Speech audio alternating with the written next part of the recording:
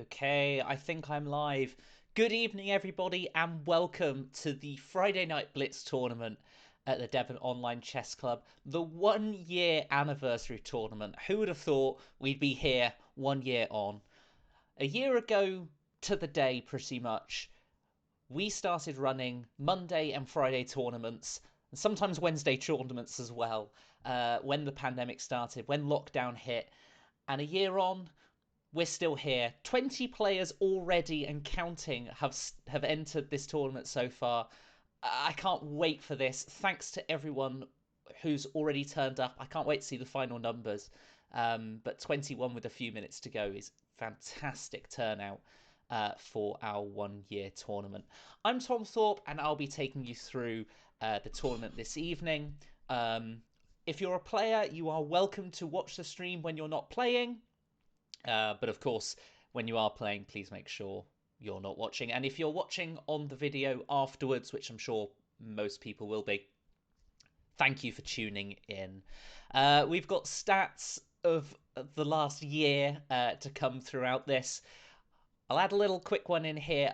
This is our 136th tournament that we've run at the Devon Club. 135 tournaments so far. A ridiculous number of tournaments, and 162 members are members of our Devon Online Club. It's a special tournament this evening. Normally our Friday night blitzes are 7 rounds of 5+2 and a bit of fun, maybe for a Grand Prix.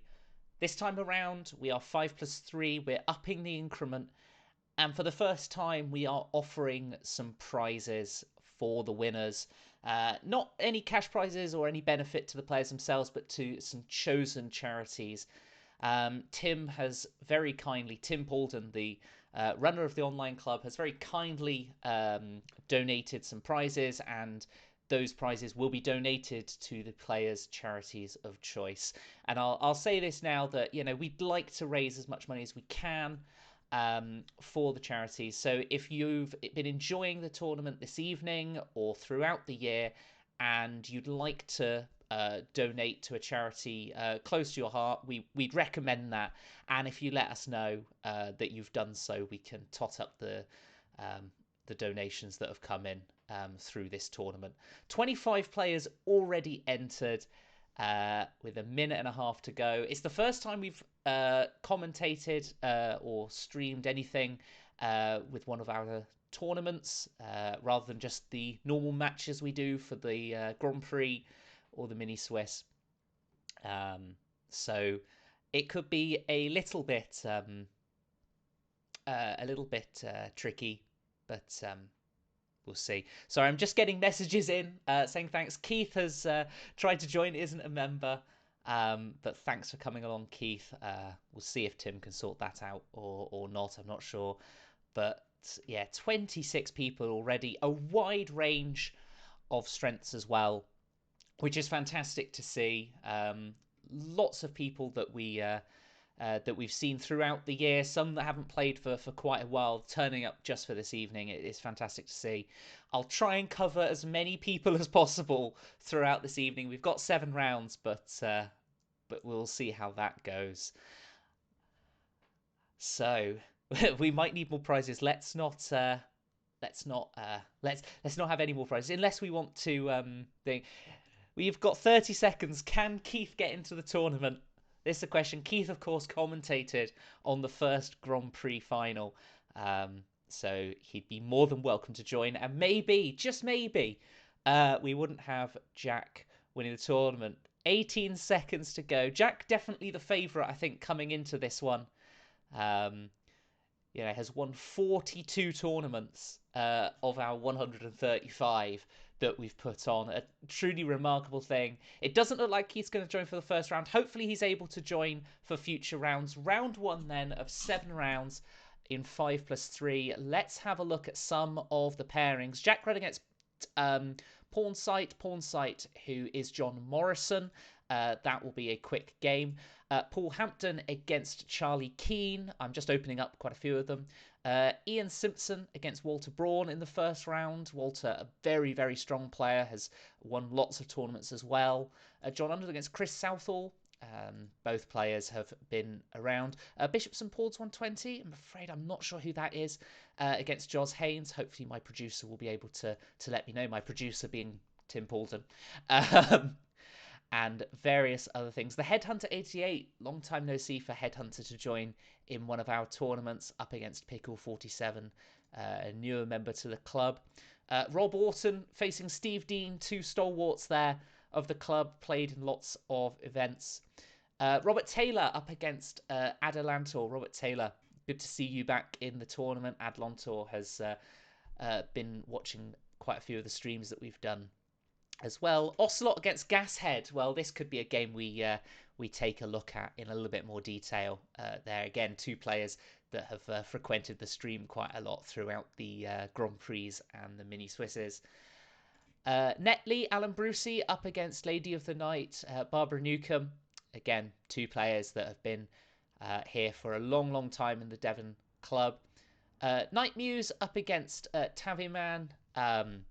Again, two players that have played lots and lots in our tournaments. It's good to see Taviman back. I haven't seen Taviman play in a tournament for a while, so it's great to see you back playing in our 1 year anniversary event. Green Squares, Tristram DePiro up against Robert Kelso or Cumby Bob. Again, two pretty aggressive players there. And then finally, Whoops 99 up against Green Army, Chris Archer-Lock, I believe, Green Army. And Whoops 99 being Jill Tyra. So a fantastic selection of games and players. Let's start off, actually, we may as well just stick on this game now that we have set that up. Caleb Kaleshu is Bishops and Pawns. My apologies. Caleb Kaleshu up against Joz Haynes here. Great to have you here this evening. Let's head to some of the lower boards because we're not... we're going to try and cover as many people as possible, and some of the lower rated players may not get to the top boards come the end. They might do, of course, but we're going to try and cover as many people as possible. And it looks like we've now got another player added to the tournament. We'll see who that is. That is, of course, Keith Arthel. So Keith, starting on 0 out of 1, but will be joining us for future rounds. So great to have you here, Keith, along with everyone else. Great turnout. Right, let's have a look then at the game between Jill and Chris. So we've started out with d4 e6, potentially going into a French defense, but instead knight c3, so trying to take this out of theory to start with. And some fairly natural developing moves to start the game. And a trade on c6 and d6. Yes, commentating on my own this evening. Yeah, Tim is giving me a hand this evening behind the scenes, keeping an eye on all the games for me. At least I'm hoping he is. But you've only got my dulcet tones to listen to this evening. Fairly standard position this. Queen f3, looking to potentially come over to h3 and target the h7 pawn there, maybe. Controlling the e4 square a little bit. Probably still wants to castle kingside. And watch out, of course, for e4. So probably wants to play e4 herself there as white. Let's go up the boards then. Let's go to Tristram against Robert Kelso. And we've had a Caracan defense. And here we see, well, white is a pawn up here. So the opening's gone pretty well for Tristram. You can see that by the analysis bar as well, giving white a good advantage here. These bishops are looking very strong.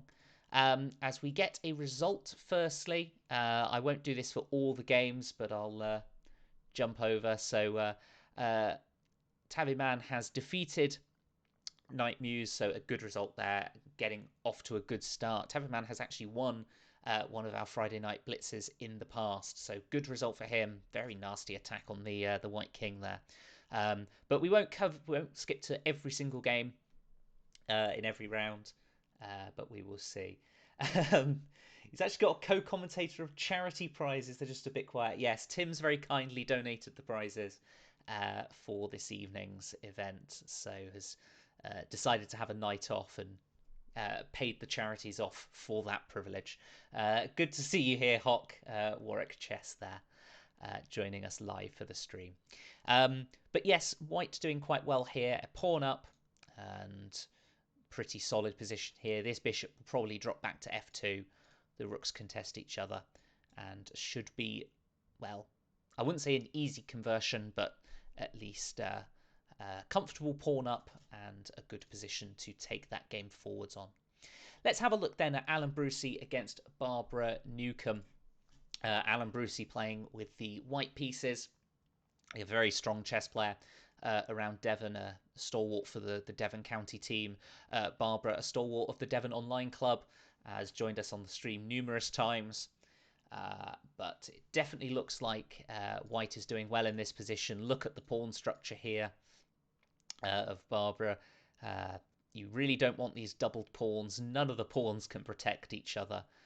And although Black has these two bishops, it definitely looks like White's got a good advantage here.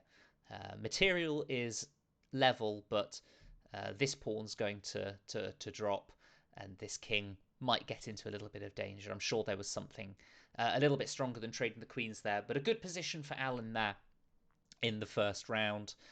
What I will do is I will try and keep the standings as much as possible. It doesn't update straight away. A couple of results coming in. Jack Rudd has beaten John Morrison, and Ian Simpson has been defeated by Walter Braun. Let's have a look then at Ocelot up against Gashead. Gashead, David Holmes, of course, has won the mini Swiss. No, not the mini Swiss. Won one of the Grand Prix and the graded section, and has also played in the open graded section in the winter, and has played in so many of our events. And I believe, I'm just checking my stats here, has won 12 of our tournaments already, including a lot of our graded tournaments. So doing very well in the tournaments and doing very well in this game as well. Bishop up in this position, looking very strong. Equal number of pawns, and now just looking to trade the queens, even if it means sort of having to recapture with the pawn. Would be very happy to have those traded off. And as you can see, trying to trade off these queens again. You know, when you're material up, you want to simplify the position. You want to keep things as solid as possible and not give your opponent any chances. This bishop doing a good job of protecting this diagonal and blocking any of White's play. So a good position there for David. We'll see how that one continues. Again, looking to trade off pieces. I'm just wondering the best way of doing this, whether to go into more detail on fewer games or just skip round everybody. We'll see how it goes. I might switch it up and do a bit of everything. Let's move to Robert Taylor up against Adelantor. Robert Taylor, again, has done well in, I think he qualified for the semi-finals in the autumn mini-Swiss. A very strong player from Wales. And is doing very well in this position as well. A rook up, and should be a fairly comfortable conversion, I would say. Rob Orton up against Steve Dean in a pretty close game here so far.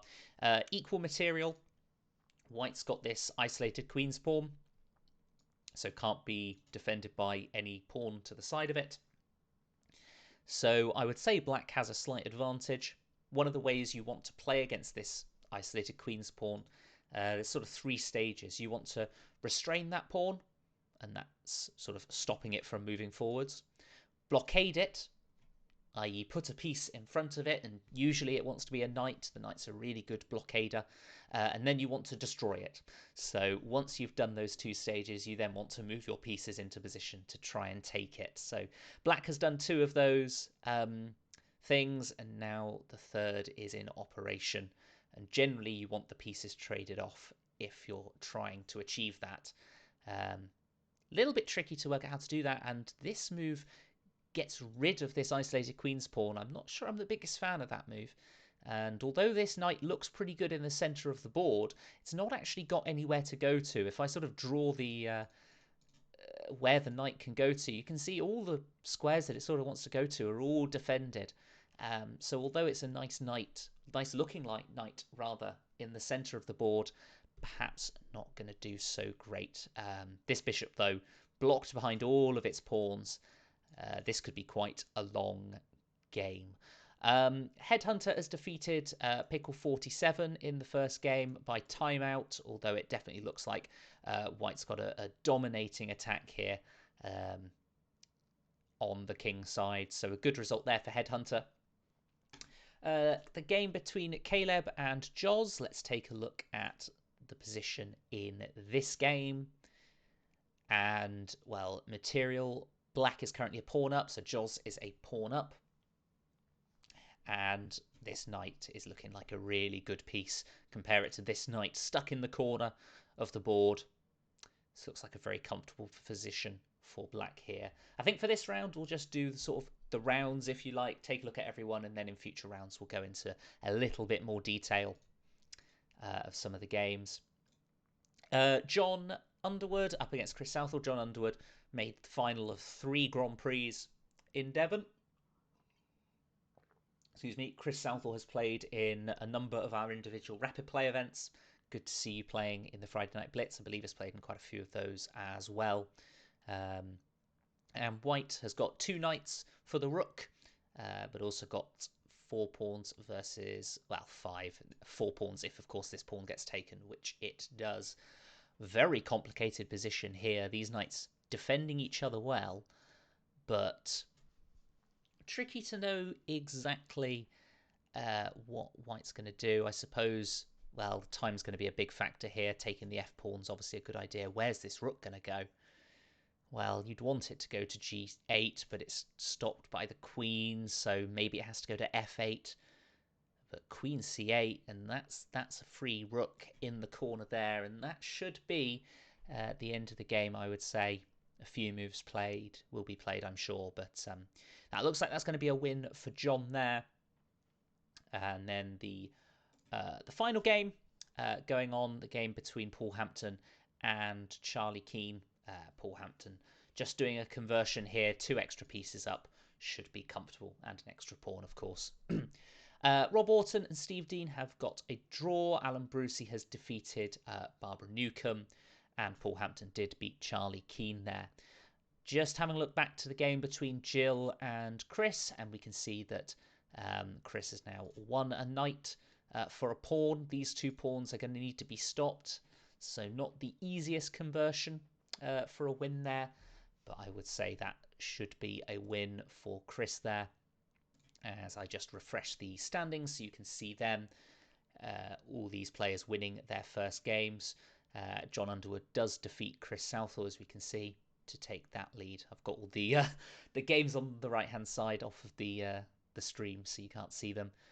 But we've got this game with the rooks exchange. Now it's going to be a case of how do we get our king over to the queen side. And I think Jill, well, if Jill was going to have a good chance in this endgame to try and get a result, I think pushing these queenside pawns a little bit earlier would have put a bit more pressure on Chris to find some accurate moves with the knight. This knight fork, though, really good. Just trading those pawns. Now this pawn will easily be stopped by the king. And these 3 pawns and the knight should be able to walk it home. David Holmes does defeat Ocelot in their game, so we're left with 2 games. Let's jump to Caleb against Joz, where we can see Joz is, well, a rook up and fairly close to checkmate here. Where's the finish? Let's see. King h4. Now rook g5, defended by that, threatening rook h2 checkmate. That's not been defended against, so rook h2 will be checkmate there. Joz decides not to play checkmate instead. Plays rook takes b2, still a rook up, and should be able to just take all these pawns or find checkmate as well. So let's just check over back at the game between Jill and Chris before we head into round 2. Let's see if Chris can convert this with the extra material. This king not able to get through to try and take these pawns. h6, and, well, this has to be taken, otherwise that pawn's going to promote. But now the knight can jump back to d8 and defend this pawn, or the pawn can come to f5 and the knight would sit on e7. Knight d8, an important move. In this sort of position, you want the knight behind the pawn, because if the king comes to attack the knight, you can ignore it. So if king e7, you can ignore it and just push the pawn forwards, and that pawn would promote. Now the king's going to come into d7, and there'll be a little bit of manoeuvring, and that will be the end of the game, I would think, in a few moves. Don't worry, we've got 7 rounds of this. Reminds me a little bit of, if anyone knows football, Soccer Saturday, with Jeff Stelling on Sky Sports, sort of going round with all the results. Unfortunately, I've not got any pundits to go to. Maybe we need Chris Kamara on the stream. But we will just take a moment to watch the conclusion of this game. But lots of strong players that have won the first games, and plenty more to go. But of course, Keith Arkle lurking on 0 out of 1, didn't quite make it in for the first round. Will be playing in the last 6 rounds. It's going to be fascinating to see. I can't wait to see that game against Jack. Keith against Jack. We'll have to keep an eye out for that one. That might be the final round decider. Who knows? Of course, we got some other really strong players that can defeat Jack. And there we go. Confirmation there. Chris has defeated Jill in that first game. So there are the standings. We're straight into game round 2. It doesn't take long. So I'm going to clear out the games that I've got on the right-hand side, and then we can start taking a look at the game. So Jack Rudd is up against Robert Taylor. David Holmes is up against Paul Hampton. Walter Braun up against Alan Brucey. Taviman up against John Underwood. Joz up against Tristram. Chris up against Headhunter. And then the game we're looking for, Steve Dean up against Keith Arkle. Steve gets the pleasure of facing Keith. We'll keep an eye on that one throughout. Rob Orton up against John Morrison. Charlie Keane up against Adelantor. Ocelot up against Ian Simpson. Apologies, I'm skipping some names that I can't remember off the top of my head. I'm sure Tim will let me know them at some point throughout the evening. Chris Southall up against Barbara Newcomb. Night Muse up against Caleb Kaleshu. And Pickle47 up against Robert Kelso. Well, let's start off by looking at the Grandmaster in the room, Keith Arkle, up against Steve Dean. And to the surprise of no one, Steve Dean did play a London. I haven't got the graphic for this evening, I'm afraid. But no surprise that Steve has played a London up against Keith. And a fairly solid structure from Keith, putting the bishop on b7, taking control of the centre. Both players playing fairly orthodoxly. This bishop coming to d3, which it should do in quite a lot of lines. And both players playing fairly standard. Knight coming into e5, a fairly natural move in this line. And I'm sure Keith will play this on and on and on, no matter how far into the endgame we go. And I think one thing is also for certain, that Steve will be short of time and Keith will not. Keith is not a slow player when it comes to blitz. Steve is. Sorry, Steve. Let's take a look at some of the other games in play. Let's take a look at the top board. Jack Rudd up against Robert Taylor. I'm sure we'll have a look at both of these players' games in quite a lot of depth. And we have a King's Indian. So this is where the bishop gets fianchettoed on the king side, and the centre gets locked up like this. And generally white wants to attack on the queen side, black wants to attack on the king side, but I think in this particular line it's the other way round. When this pawn structure becomes really locked, it's quite difficult for white to get b4 in, and white's going to start trying to get f4 and e5 in, and Jack, well, will almost certainly know this position very well. Someone who has got a lot of experience with these messy King's Indian positions. I've spoken to him quite a lot about them in the past. So we'll see how this one develops. It looks a very comfortable position for white here. It's difficult to see how black gets a huge amount of play straight away, whereas white's plan is very, very simple. I like this move to try and disrupt things, but I think it just pushes f4 This knight can't be taken straight away because the queen would be taken, but it certainly is a move white wants to play anyway. This queen can just move, and then the problems will start, I think.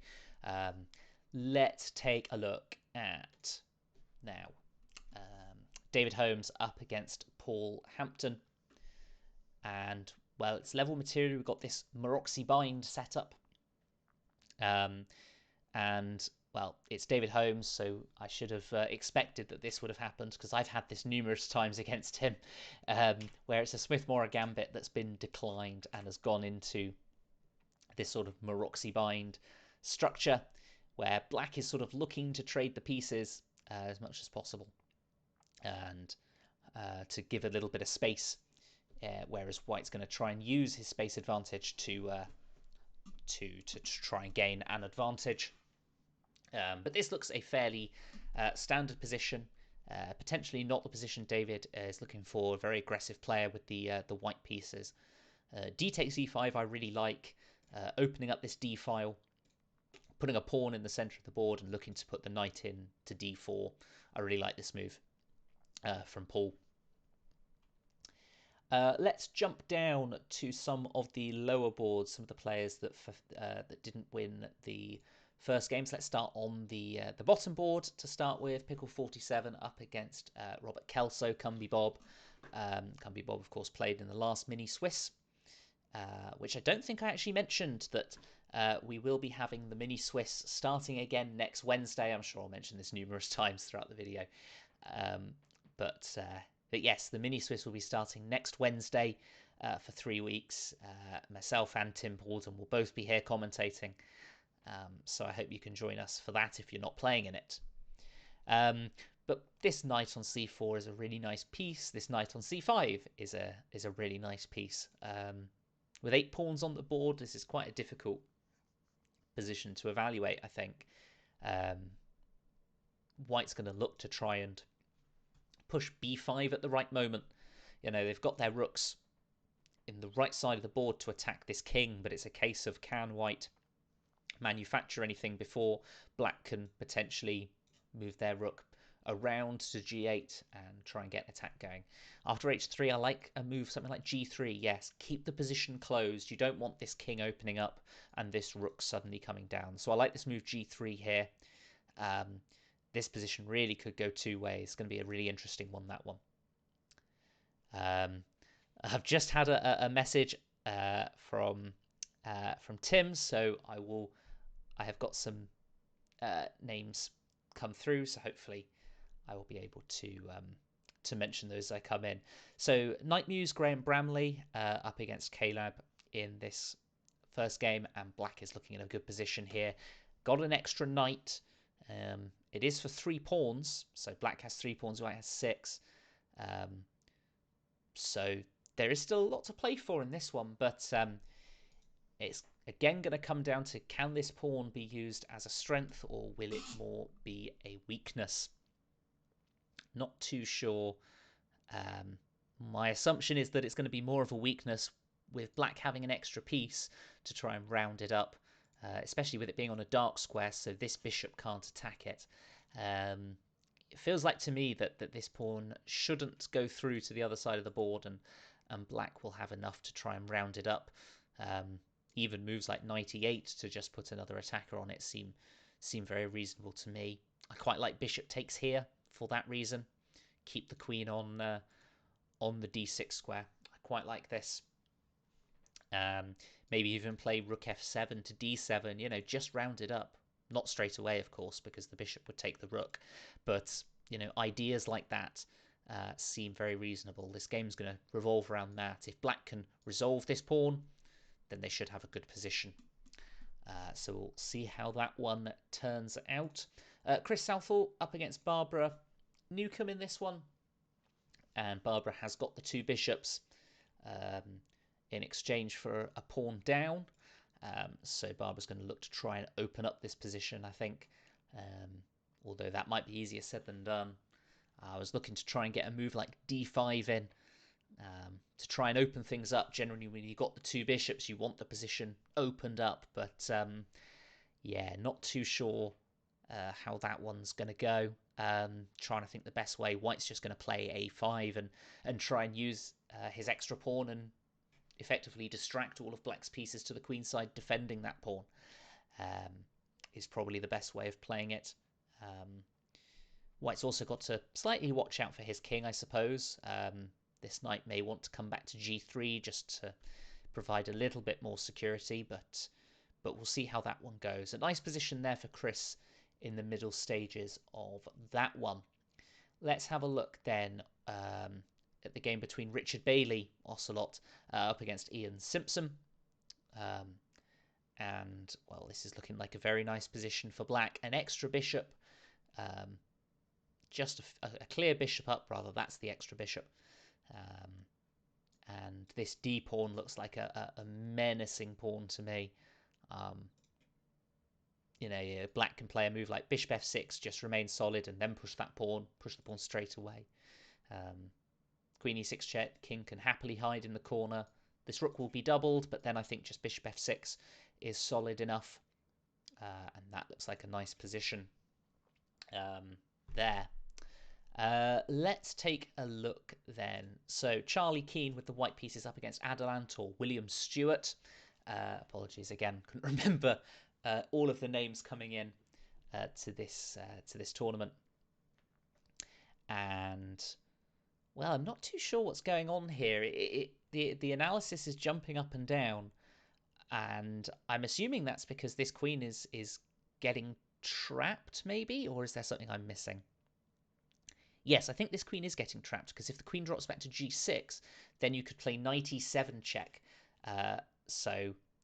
Instead, William Stewart has took on g3, but of course got taken back. But I think that queen is out of squares. Again, for queen g6, the knight comes to e7 with check, forking the king and the queen there. So a pretty nasty trapped queen there. So a good win there for Charlie. Rob Orton up against John Morrison. And Rob Orton has got their rook to the 7th rank material. White is also a pawn up, and it's these two menacing pass pawns, or they could be menacing if White wants to just push them up the board. Just wondering if there was a tactic there. I'm not sure, but this is a very comfortable position. I like this move, rook c1 as well, just allowing White to play a move like rook e7, and then the other rook up to c7, and just put some pressure on that 7th rank, either to take h7 or to even try and capture the king in the right circumstance. So we'll see how that one goes. Let's catch up with the game between Steve Dean and Keith Arkle. We briefly dropped into this one. And while Steve's been playing this one well, definitely looks like a fairly solid position, albeit a little bit terrifying. Black could potentially take h3 at the right time. But let's do a quick count of the pawns. White has got 6 pawns. Black has got 5. So Keith is a pawn down in this position. Of course, White has actually got 2 pawns up in this exact position, and Black has to make the choice of whether to take on c5 or to take on h3. Well, you can't really take on h3 because then White takes on d3 lots. So, and if you take on c5, then, well, can White get away with taking on e4? No, because the rook on d2 would get taken. So has captured on d3, was recaptured, and now the engine has jumped. And there must have been something there, because I'm assuming, well, queen h1 will definitely do it, but I'm assuming back here the move rook e8 check would have been pretty nasty, with the king having to move to f1 and then queen to h3 check. I'm assuming would have been pretty nasty, although I don't see a finish there. So queen h3, pretty natural there, and obviously allowing queen h1 checkmate. So Keith's off the mark. Good result there for Keith in, well, what the engine thought was a pretty closed position. Let's just keep equal position, rather. Let's take a look at the standings then. So Jack Rudd defeated Robert Taylor. John Underwood defeated Tabby Man. Jos Haynes defeated Tristram de Piro. Keith, of course, beat Steve Dean in the game I'm showing on here. Charlie Keane defeated William Stewart. And Perry Durrant, Pickle 47, was defeated by Robert Kelso. Let's have a look at the game between Chris Archerlock and Headhunter, which is Bruce Bayer. Of course, my apologies. And well, this is looking like a very, very nasty position for black. For white, rather. Black's in a very dominant position. These pawns worth far more than the extra bishop that white has. Well, how many queens are we going to get as black? It's at least one. This pawn's going to promote without too much trouble. And that looks like that's going to be a win for Bruce there to take him to 2 out of 2. But we'll see how that one concludes. A few more results have come in. Walter Braun has beaten Alan Brucey. Paul Hampton has beaten David Holmes. Chris Southall beat Barbara Newcomb. Caleb defeated Graham. So we're left with 3 games to go. This game, which looks like it's heading to its conclusion after e1 equals queen, or playing the check first and then playing e1 equals queen with check.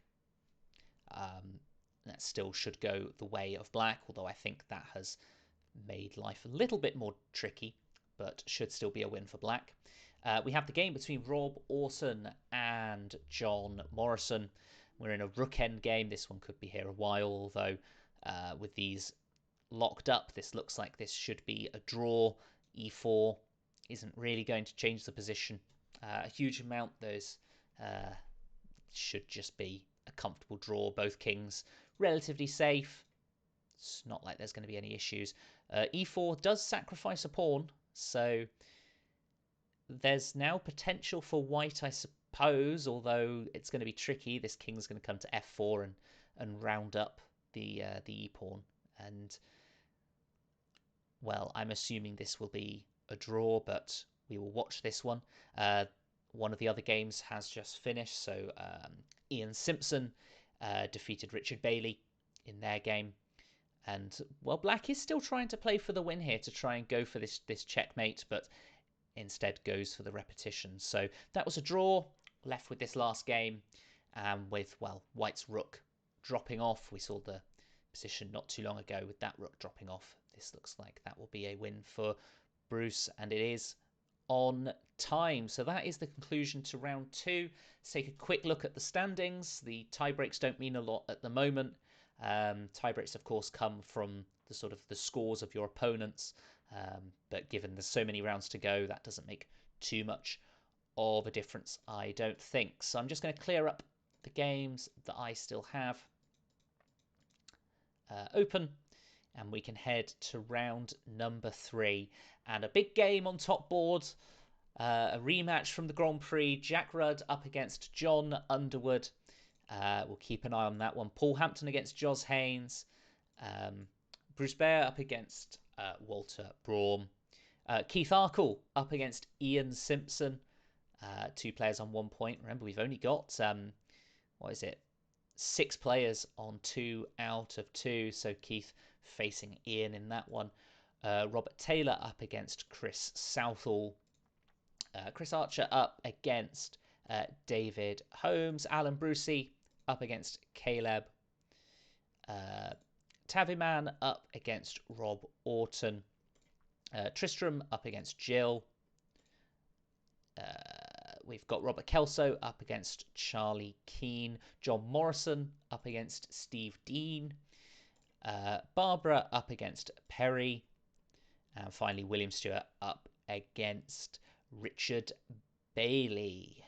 Well, we're starting to get to the middle stages of the tournament now. 2 rounds in, still a long, long way to go, but it's starting to look like we should rather take a look at perhaps some of the higher boards. So let's take a look at the game between Walter with the black pieces and Bruce with the white pieces. And we look like we have a King's Indian attack here, where the Knights come to f3 and bishop comes to g2. And, well, black is probably going to look to play the move f5 at the right moment. So here black is playing h6, and probably going to play a move like king h7 at the right moment, and then f5. But plenty of maneuvering to go before then. As I realise my voice is going to go if I keep talking this fast throughout the entire stream, but that's not a problem. Until I start coughing, and then it becomes a slight problem. I may have to take it a bit steadier. Well, let's keep an eye on this game for a little bit longer. Where's this bishop going to go? Probably over to a3. Although sometimes you want to play it to d2 and play a move like queen c1 to target this h6 pawn. But it is difficult to see where white is going to get any play. If black's going to be playing a move like f5, white wants to start, pushing on the queen side or playing on the other side of the board, and it's quite difficult to see how white does that. So is white going to look to play f4 himself? Well, that feels a little bit scary with this queen slightly aiming down this diagonal. So, yeah, not entirely sure. Maybe white has to play a move like a5 and then try and get a knight into b6. I'm not sure about this move a6, which seems to weaken this b6 square. But we will see how that one develops. At some point during the evening, we will find out the rating prizes. So we do have first, second, and third, as you can see above me in the little box there. We've got 3 prizes for first, second, and third. And then there are 2 rating prizes, which we were going to determine once we knew how many had entered. So I'm awaiting confirmation from the producer to decide what those prizes are. Cheers, Tim. Let's have a look at the game between Paul Hampton up against Jos Haynes. Starting out with the Dutch, we've got a Dutch stonewall here. That's denoted by the F and the D pawn going to d4, and then this pawn on e3 guarding them. And, well, black is going to be trying to put a knight in on e4 at the right moment and trying to put control over here. But this looks like a fairly nice position for white, actually. This knight on c5 is really good at controlling this e4 square. I'm not sure about knight d2. I'm trying to work out how these bishops come into the game. This bishop's coming to f3, but how is this dark squared bishop coming in? That's always the issue when we have a look at these types of positions with the pawns all on dark squares. It's a question of, well, how does this bishop come into the game? And a quick update on the scores. Keith has given Ian Simpson a crushing defeat by the looks of it. Quick defeat, 14 moves. That's the strength of Keith. He moves on to 2 out of 3. He's catching up with everyone else. Dangerous, dangerous Grandmaster there. Pleasure to have him in the tournament. Let's have a look in the middle. Let's have a look at the game between Alan Brucey and Caleb. Alan Brucey, as I've said before, has played many tournaments in Devon over the board and has played in the last couple of Grand Prix as well, and scores very consistently within those, and seems to have a pretty nice position here. It's equal material, but I like the space that he's gained. It's slightly double-edged. This king in the corner could become exposed, but at the moment, not really a problem. Whereas white's going to start pushing this other pawn up the board to f5 and put some pressure actually on these pieces, which seem a little bit clunky. This knight's going to have to come to f8 and then out to e6. And this bishop, well, if it doesn't move this move, it's going to get trapped. So it's probably got to come to f5 here, and then this h-pawn drops. So tricky. Do you have to play the move f6? That's what black's decided, but, well, f5 is going to come in now, and then when the bishop drops back, g6 is going to then attack both the bishop and the knight. And, well, it doesn't matter if you take first, because, well, you can just take on g6 and that attacks the knight. So that unfortunately isn't going to solve the problem. So I think you had to give up that h pawn there. Now taking on h4. Now you can take on h7 with check, and then deal with this threat. So so Alan taken 2-piece advantage here and looks good to take that game. We'll announce the rating bands. They have been decided, but we'll announce them after the end of this round, so you can keep an eye on some of these games. And let's take a look at the game between Tristram against Jill. And Tristram looks like he's in a very strong position here. 2 bishops up, and also looking at this king. Yeah, not looking too great. I think the queen's going to take on d4 in this position. And yes, this knight now can't move because of queen g7 checkmate. And I think with the 2 extra pieces and the open king for black, I think Tristram should take that one as white. Looking a bit lower down, let's have a look at the game between 2 players. I would expect it to be a bit higher up than this. On half a point each, John Morrison up against Steve Dean, albeit Steve did have to face Keith in the previous round. And Steve looking to get onto 50% with 1.5, and looking pretty good to do so, having just forked the queen and the rook with that last move. So a good position there for Steve. And yeah, it's tricky to see how white deals with this. You know, he's also got to watch out for this f2 square, this queen and bishop doing a good job. So this queen's probably got to go over to c2 maybe, and then the rook's going to drop even just as a whole rook. So nasty position there. Alan Brucey did manage to convert that game against Caleb, and well, a resignation here. So so Steve has managed to get to 50% there, with a win over John Morrison.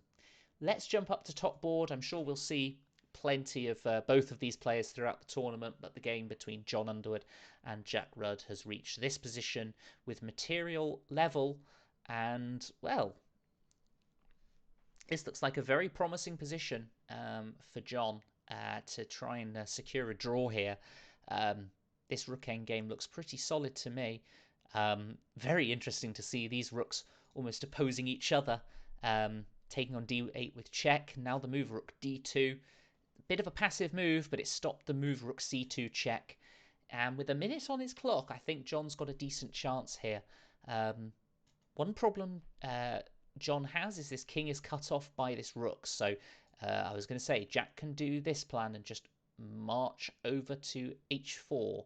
So I'm assuming the move b4 here would be good, and then on king h4 to play the move rook b3 seemed like a reasonable idea, although that may have allowed the rook to come in. So John instead has gone for an aggressive option, sacrifice the king side, let those pawns go and get some counterplay pushing these pawns. Probably a better way of playing it, thinking about it a little bit more. You want to remain active in rook and pawn endings. John deciding to play this maneuver to instead of allowing just jumping back, instead of allowing if king f2 here, instead of allowing rook takes h3, threatening rook h2 check to pick up the rook in the corner, the rook there rather. But this pawn's now running and is going to be stopped. And now the question is, what does white do? Is white in time to run his king all the way over whilst these pawns come down the board? This is going to be a fascinating end to the game. I'm really not sure what's going to happen. Is this king also going to get a bit stuck? Probably not. It's probably got enough, because here you're threatening rook h2 checkmate, but you can play the move g5 check, which is what Jack has done. But of course now it's all relying on this pawn. You know, you're dropping the f6 pawn. I would even ignore this f6 pawn. I may even just go king e6 here and run. But then maybe this rook isn't going to be good enough to stop these 3 pawns. So I don't know what's meant to happen here. The engine prefers black. I tend to agree. I'm not sure where John has actually gone wrong in this endgame. I'm sure Keith would let me know. But we will see the conclusion of this game. I think these pawns are just going to be a bit too quick. This king on h4 is just going to help guide them through. Albeit apparently king h3 is a mistake because you can... this is quite nice. So instead of rushing over to this pawn, in fact, just coming over and taking h5 and then g2, that's probably not right. Didn't look like you could take that straight away. What you could do, I think, is play... Oh, I'm really not sure. I'm really not sure, but it looks like this is going to be a win for Jack here to go to 3 out of 3. I've been told to have a look at the game between Paul Hampton and Jos Haynes, and I'm not surprised. Confirmation there that Jack did win that game against John. A very interesting position here on the king side. What on earth is going on here? So black has actually got... Well, black is an exchange down in this position. So Jos looking to try and conjure up some sort of attack here. But it's... Well, I'm not sure it's looking likely. Well, I was going to say this bishop and knight were doing a good job attacking c3, but this knight's just put an end to all of that. And, well, let's have a look at the material. So it is just an exchange, but, you know, if white can round up this pawn, then things should be a lot more comfortable. A move like queen d2, perhaps. But then what is black going to do? Of course, it was black's move there, and black is just going in for some sort of an attack, trying to open up some lines. And, well, the engine has changed its mind there. Yes, queen g3 checks a nice move. And now we're going to take on e3, or even just play d2. Take on e3 and d2 in some order seem like a good idea. This order looks good.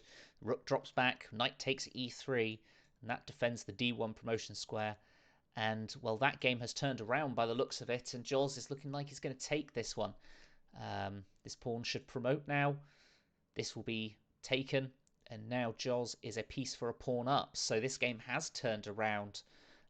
This pawn can be taken, but a good sort of intermediate move there. Now you can even play the move b5 and do the same thing. Or this is better. This is better. Fork the king and the knight. And with those two extra pieces, I think Jos is going to move to 3 out of 3. 3 games still going. Let's take a look at the game between Robert Taylor and Chris Southall. And Chris is looking like he's going to take this one, just shepherding these pawns through. Barbara Newcomb up against Perry. And, well, Perry 3 pawns up here in this rook and pawn ending. And this is the last game going now. So we will stick with this one. And we will see whether Perry can convert. This is the updated standings list. And we can see 3 players on 100%. Walter Braun, Jos Haynes and Jack Rudd. Many players in the pack behind on 2 out of 3. And whilst we watch the end of this, I will announce the grading limits. So I've been told that we will have an under 1800 prize, and these are done on chess.com ratings at the end of the tournament, I believe. I will confirm that with Tim, or Tim will confirm that with me, rather. But by our calculations, that's 10 players that were under 1800. It's at the start of the tournament. We have records of who was under 1800 at the start of the tournament, so we will use those. Thanks, Tim. And we have got 9 players who were under 1550. So those are the 2 grading bands, under 1800 and under 1550. Just having a look at the chat in the tournament. Looking forward to Tom's commentary of Keith versus Jack. Well, that's if it comes up, but it's looking likely. You can absolutely be sure we'll be covering that one in a lot of detail. Trying to do a bit of a dart around of everyone at the moment, and then we'll narrow in on the potential prize winners as we come into the final few rounds. But at the moment, everyone's still got good chances.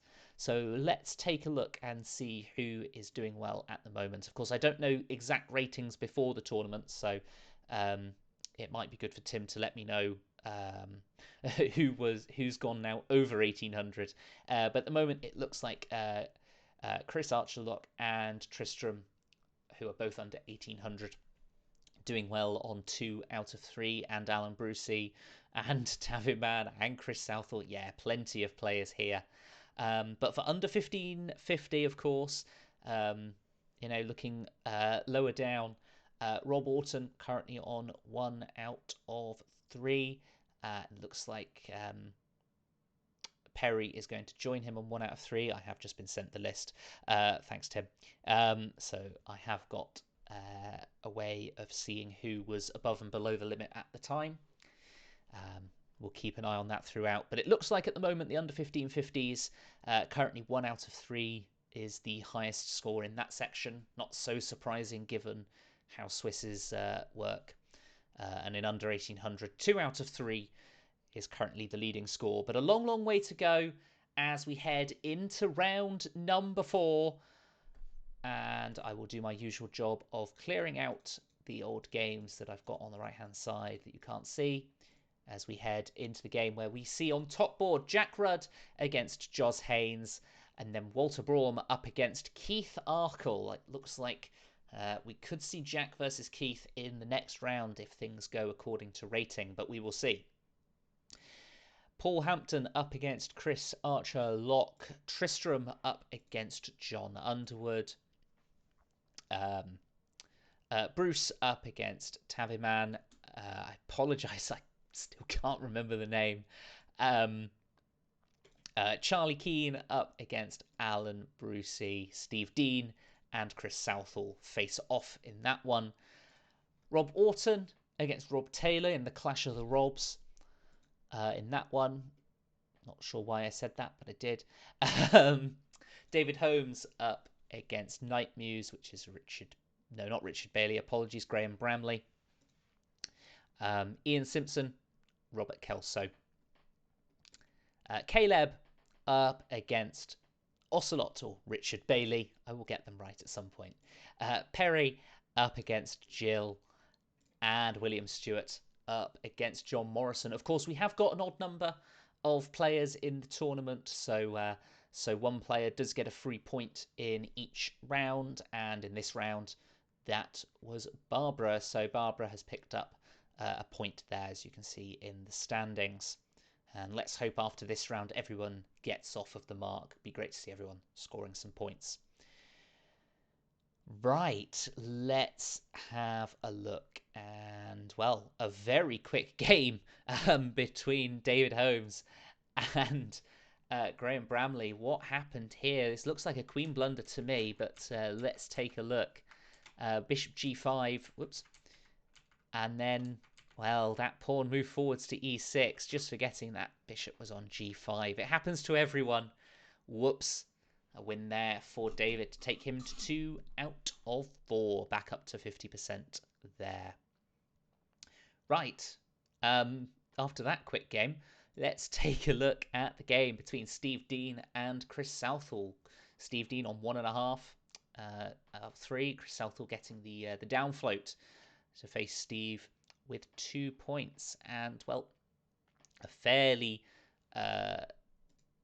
standard Benoni opening here. This c-pawn's been traded for the d pawn, and, well, black's going to play moves like d6, castle's king's side, and then make a decision about where that bishop's going to go. Always difficult to know where this bishop goes in these positions. Not entirely sure. Whereas white's going to play something like knight d2 into c4 perhaps to attack the queen. But with this bishop in front of the e-pawn, white would probably want to go a move like e4 here, because black's going to go d5, I think, at the right moment, and sort of take control of the center. Also stop this knight coming into c4. So I think after d5 and then potentially a move e5, be really greedy and take control of the center. I think black's got quite a nice position here. This bishop on e3 feels very artificial. It doesn't quite feel like the right square for it, rather be on g5 or f4. Not sure I'm the biggest fan of that trade. I think, that puts control over e5, although, of course, the queen will defend that laterally along the rank. But, d6 instead, a fairly modest move, I would say. I'd, again, potentially prefer d5 and even e6 to sort of try and blot out that bishop. Well, I do have to quickly interlude and say that my producer is being very helpful and giving me a load of stats. So after round 3, we've got 6 on 2 out of 3 in the under 1800 section, and in the under 1550, almost everyone is on 1 point. So still all to play for in those 2 rating bands in these early stages. If we could get that table up every time, that would be fantastic. That might be more work for you, but, well, I don't mind. It's your work, not mine. See, there we are. Let's take a look at some of the higher boards. Let's start off on top board. Jack Rudd against Joz Haynes. The battle of the 100% going into this round. And, well, I'm just trying to work out what exactly is going on here. Of course, black is threatening to take on d3 and then potentially take the pawn on b2. Equal material so far, but white is certainly going to be looking at the king side. Just look at these bishops. Well, I did say look at the bishops. This bishop's still aiming towards the king side. This rook lift looking to move to g3 at the right moment. And yes, whereas black is certainly looking at potentially, I think, moving this queen to maybe c6 and then pushing this pawn and having some sort of minority attack go. Maybe it's a little bit slow. Black also could consider moves like f6 and e5, which look to contest the center. Although e5 is going to be a little bit tricky to get going. There's 2 defenders of that square, so that's going to take a little bit of maneuvering. Maybe a move like knight f7 is on the cards to push that forwards, but well, this knight feels quite nicely placed, sort of controlling c4 and e4. But okay, Joz decides to put the knight on f7 to try and push the center through, and this knight does a good job of defending it and parrying that opposite knight. They seem to be doing similar jobs. Joz definitely looking at trying to push e5. We'll see if he's able to get that in, or whether Jack is able to parry it. I think the answer is no. But what is Jack going to have in response of that? Can he take and then take on d5 perhaps? There's a possibility. Lots to play for in that one. Let's have a look at the game between Walter and Keith. Well, the analysis likes Keith. Let's have a look why. And that's because Keith has got an extra piece. By the looks of it, this is check. And now this is, yeah, I assume the knight's going to take on d6. Of course, white has got his own threats here. So maybe you don't want to take on d6. If you take on d6, that unleashes that bishop into the corner. So that's possibly not the best suggestion I've ever made on stream. Now, let's see.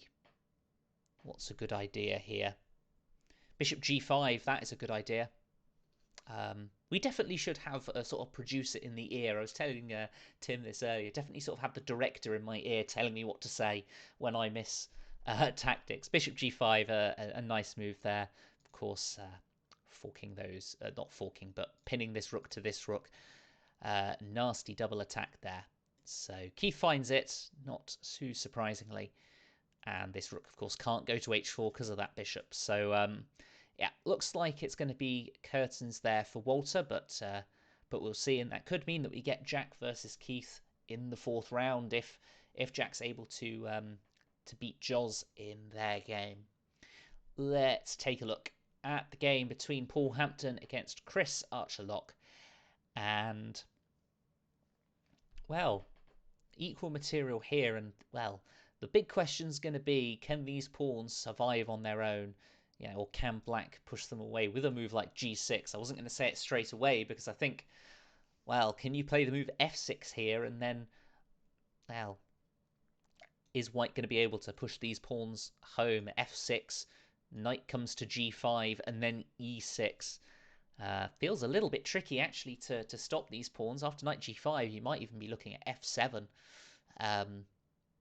Yeah, I think this is going to be a very tricky position for black to defend, even if there is some sort of defense, which, well, the engine doesn't suggest that there is, but we will see.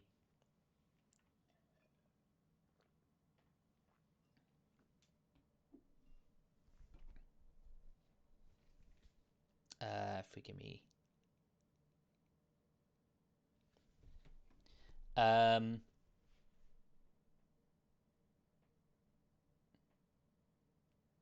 Sorry, I'm just getting a bit distracted here. So, big question, can white get these pawns through, or is white just going to take on h6 perhaps? Of course, that drops the e-pawn, but then would that f-pawn gone through? This is a different way of playing it, sacrificing that rook to get the rook to defend this pawn, and then push the pawn through.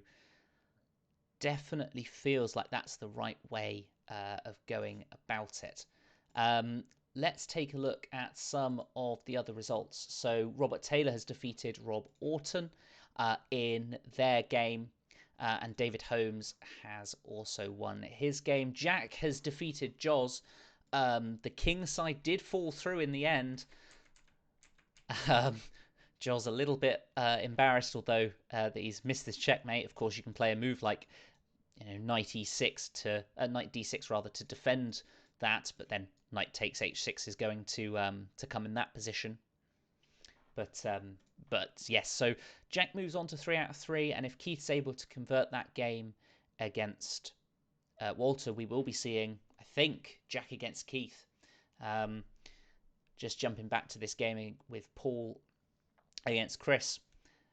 These pawns are looking very menacing.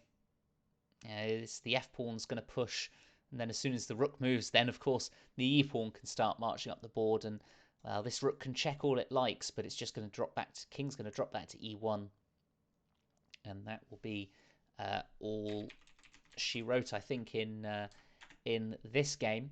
Let's jump to the game between Bruce against Martin Quinn. Tabby man, thanks Tim for letting me know on that one.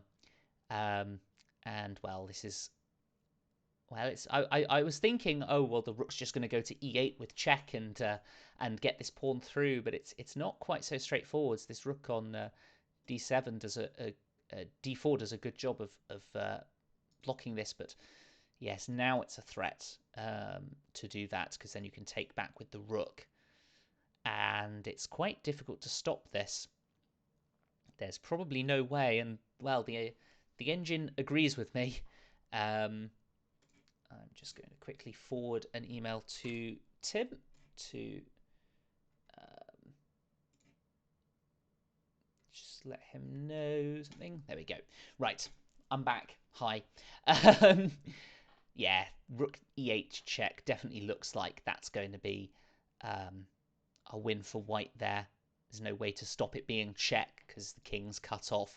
There's no way to defend this rook. These rooks aren't connected. It's sort of you generally want those rooks connected.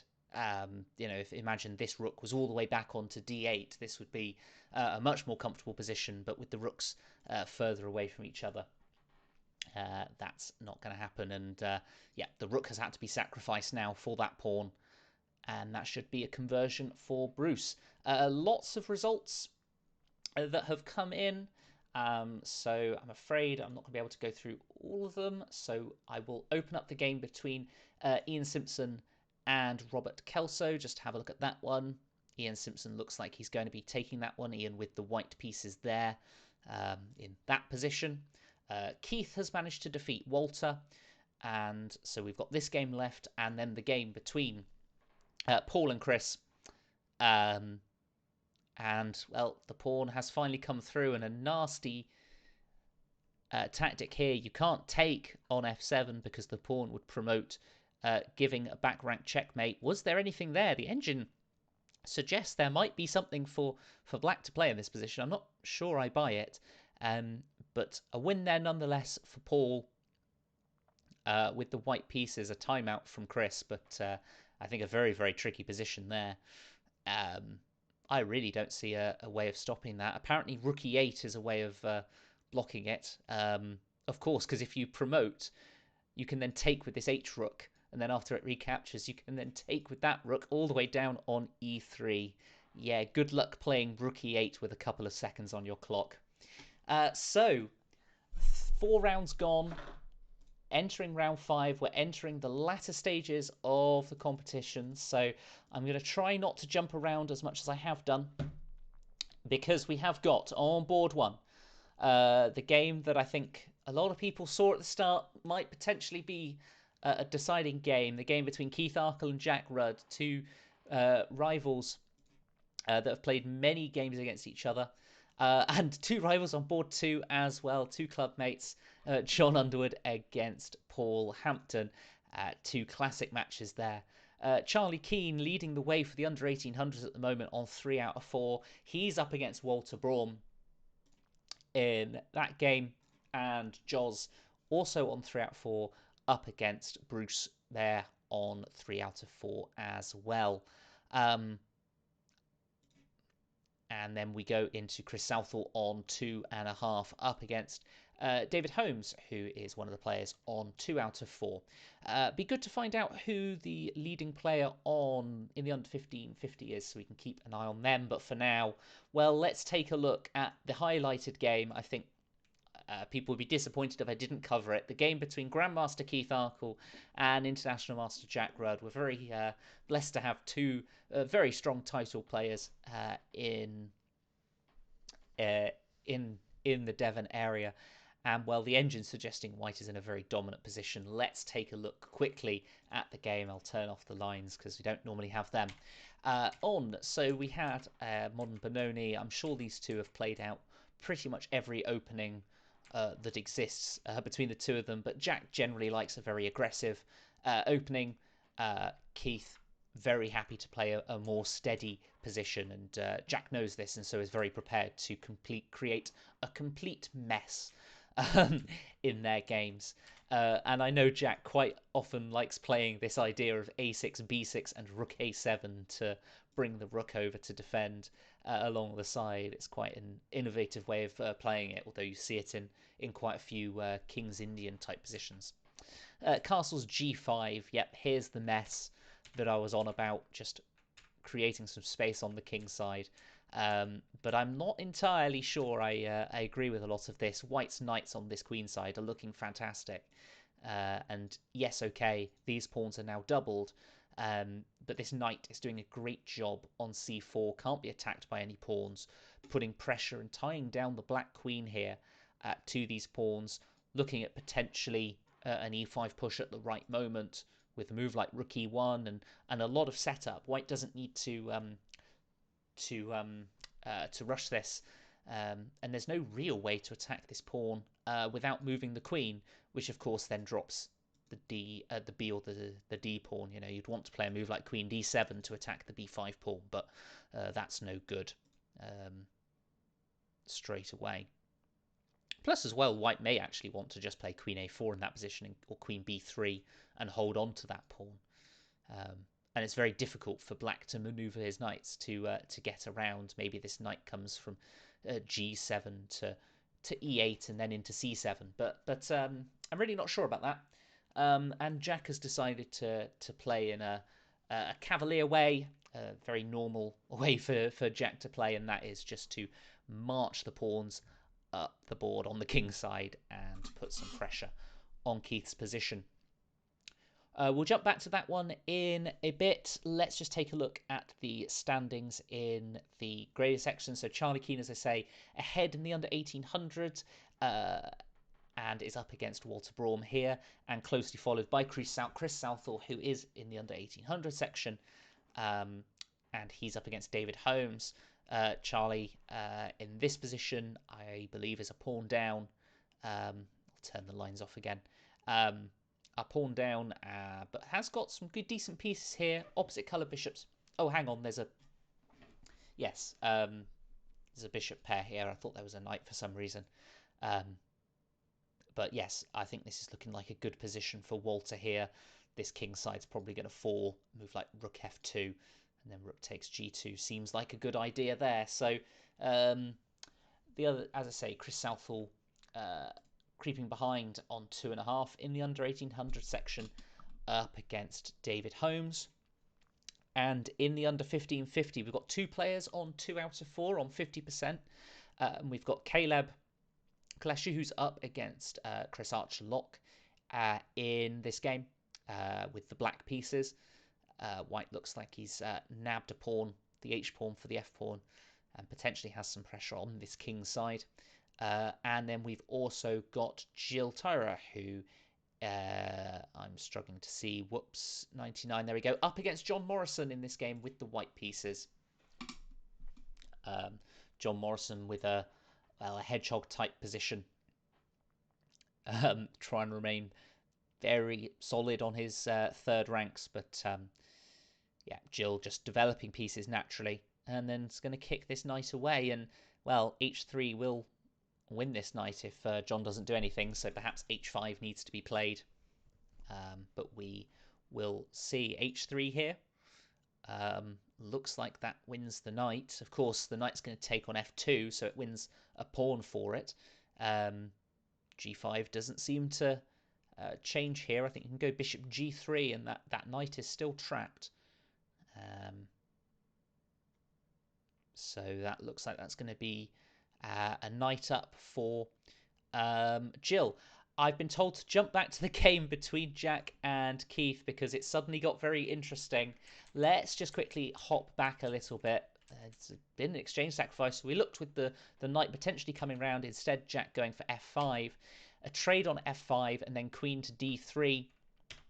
And Jack getting on with a kingside attack. Engine suggesting there's something, but in positions where you're getting put under pressure, it's, well, in a blitz game, very tricky to find the exact right moves. And Keith decides to sacrifice the exchange. I'm not entirely sure what the threat is. Maybe Keith was just concerned that the knight was going to come to f6 and overrun his position after something like knight g4 and put more pressure on the king side. So Keith has sacrificed the exchange for that dominant knight in the center of the board, and now we reach a position where Jack is an exchange up for a pawn. So Jack has 5 pawns, Keith has 6, but is the exchange down? So how on earth do you play this as white? As black, I think Jack's doing the right thing. If you're the exchange up, you generally want to trade off a pair of rooks. Sometimes your rooks can get in the way of each other, so trading a pair of rooks there makes a lot of sense. And what's white going to do? Well, this knight on c4 is still really good. You know, this queen is still stayed on d8 and is going to have to stay there for a little bit longer to keep guard of the b6 pawn and the d6 pawn, all because of that knight. So I suppose Keith's looking at potentially trying to tie down Jack's position. And again, there's no easy way to defend it. This knight is in a good position on c5, blocking the queen from taking that pawn. And Keith playing king f2, generally, obviously, you know, want your king nice and safe, but Keith feels it's safe on f2. It's interesting putting it sort of in the line of fire of this rook. Is there a way of playing g4? Not anymore, the knight covers that. And where's this knight going to go to? Because it was doing a good job on the queen side, but I suppose it can always hop back at the right moment. Jack deciding to take this opportunity though to move that queen for the first time in this game. And well, it's kind of difficult to do commentary on games between two players who are thinking on a completely different level to you, but I'm going to try my best throughout this game. Knight e4 check is obviously a potential move. This pawn is pinned, so there's enough to play that move, but I'm not sure it's the best move. I'm not entirely sure what it achieves. That knight is on a good square on c5. Queen to e5 instead, so offering the trade of queens, which has been accepted. So A nice sort of intermediate move here from Jack, so not taking with the pawn, which would have allowed this passed pawn to potentially become a threat, but instead take with the knight. And also this knight doing a good job of defending the c4 square, so Keith can't put his knight in on c4. Of course, how on earth are we getting this rook into the game? We can't go to c8, which would be the ideal square because of this bishop on e6. And, well, obviously black is putting pressure on the pawn on f3, but white is able to block that. And now black has to go passive with this rook to defend this pawn. So this bishop, very solid. This structure is very, very solid indeed. It's tricky to work out exactly how you maneuver your pieces. You've got to move this knight now, which is on a good square. Knight to 7, putting it on a more defensive square. The engine doesn't like this, which is interesting. I'm assuming because of bishop takes f7 and then knight takes h6, and the engine thinks, well, those 2 pawns are going to be enough for white on the king side to overcome the fact he is the exchange down. Keith deciding not to go for that line, instead just play king e3. Look at the times though. Keith is a fast player, in blitz. We've already had 40 moves in this game. And, Jack is still on 2.5 minutes. This is just the power of Jack's speed. And as I say, Keith is a fast player in blitz. And of course, both players very accurate at the same time. Well, this is going to be an endgame masterclass, I think, from both of these two. Will Jack be able to break through in this position? I'm not sure. I think this is a good practical decision here to try and infiltrate with the rook. You want to get active with your pieces here, and now Keith has decided to play this move, which is interesting because, of course, there was the opportunity to do that when material. Whilst winning that h-pawn, and now Keith hasn't been able to win that h-pawn. Jack has declined the draw, going for the win. If he beats Keith, Keith goes down to 3 out of 5, so would be a massive, massive result. Chris Archer-Locke has defeated Caleb, and Chris Southall has defeated David Holmes in some of the higher board matches. As we continue watching this end game, which, well, quite frankly, I've no idea what the outcome's going to be. I might take a drink of this water at some point. And Jack decided he's had to sacrifice his pawn. I'm surprised he didn't go rook h6 here to win the h-pawn, but has instead obviously decided to win the d-pawn instead, which is clearly a more important pawn. It gives him an opportunity to push this pawn. But now, well, can Keith create counterplay on the king side? Well, yes, he can create the counterplay. Is that pawn going to make it? You can play rook h1, h7, and now black's going to obviously march his own a pawn down the board. Well, I think it would be rude to not stay on this board. A sacrifice of the rook, king f6. So Jack has at least got the draw here. There's no feasible way that Keith's going to checkmate here with just the knight against the pawns. But can Jack do enough? The engine suggests that king e5 was a blunder there. And, well, the question is, can this king come along? They've agreed a draw. I think Jack will be disappointed with that one. As we quickly jump to the game between John and Paul, as we see John has won that game by resignation. Trade of queens there, and John is 2 bishops up. Apparently an opening disaster. Afraid I didn't get to cover that game. And let's look at the time scramble between Joz and Bruce here, with just seconds on the clock for both players. And Joz, well, it's equal material, but the knight is not very good with the rook's pawn, so has been able to win. Joz has been, Bruce rather, with the black pieces, has been able to win that pawn and take a lead in that end game. Let's just take a look and see how many games we've got left. We've also got Barbara up against Rob Orton. Rob Orton here with 1 extra pawn, although it could be 2 if he decides to play that way. And in fact, this is the last game. Bruce has won by timeout, a pawn up. Joz has run out of time there. But, a pawn down an endgame. That could have gone quite a long time, I think. But in the end, a timeout there. So let's keep an eye on this final game between Barbara and Rob. A queen endgame, always really, really tricky to play. And, well, I think here a good decision would be to play queen g2 and trade the queens and then take on d4, and that king and pawn ending would be winning. Rob has decided not to do that. Instead is continually checking the king. Now I think, well, wherever this king goes, wherever the king went, queen d3 check would have traded the queens, and then you could take on d4 and win the game. So a win there for Rob. So going into round number 6, let's take a look at the standings at the top of the page. There we go. Thank you for updating. Jack Rudd leads the field on 4.5 out of 5. Walter Braum, John Underwood, and Bruce Bear eagerly behind on 4 out of 5, and will be able to play Jack going into this one.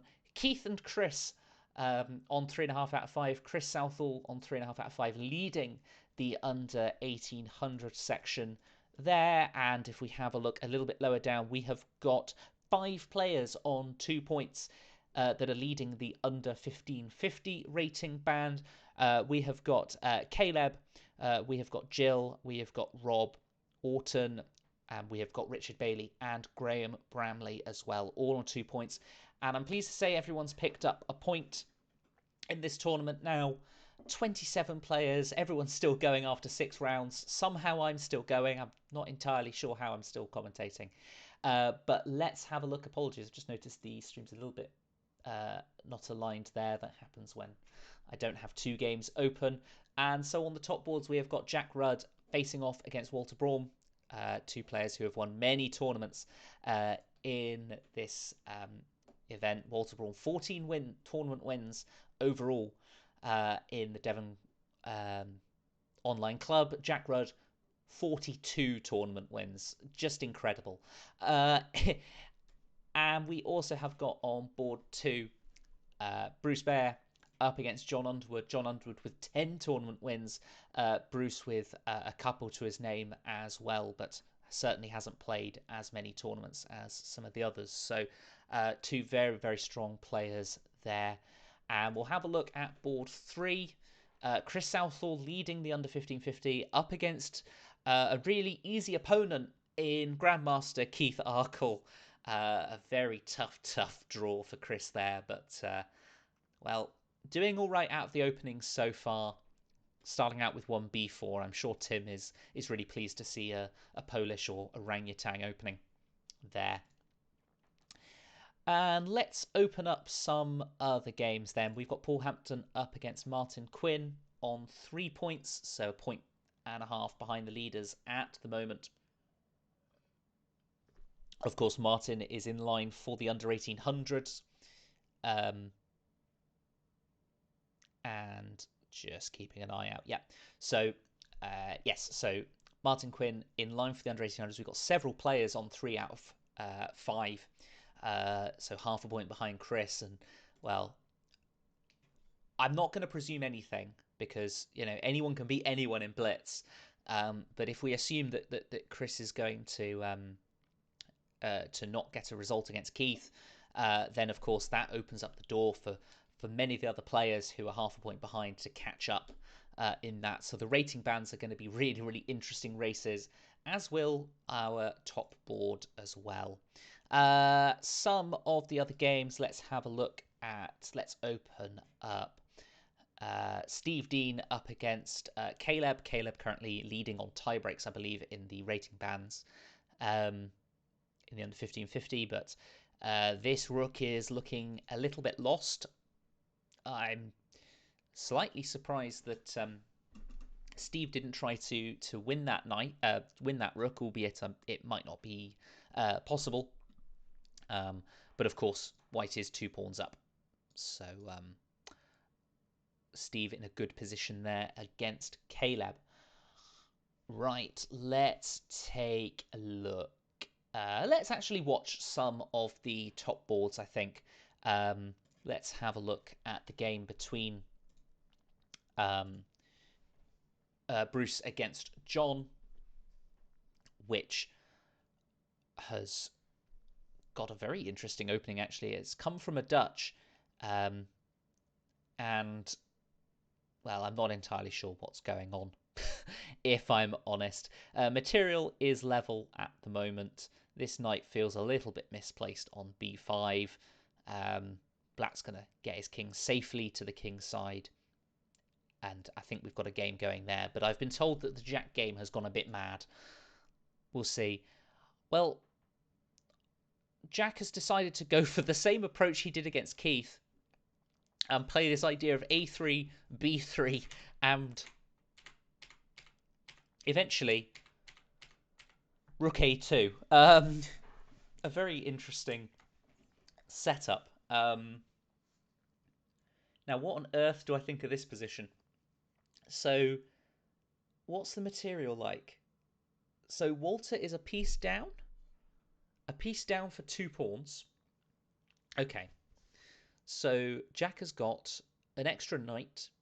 It's down 2 pawns and has a king that is in the center of the board, but does have a rook and queen that are somehow on the second rank, doing a good job actually of defending this. These knights cover each other, so this attack on g1 is well defended.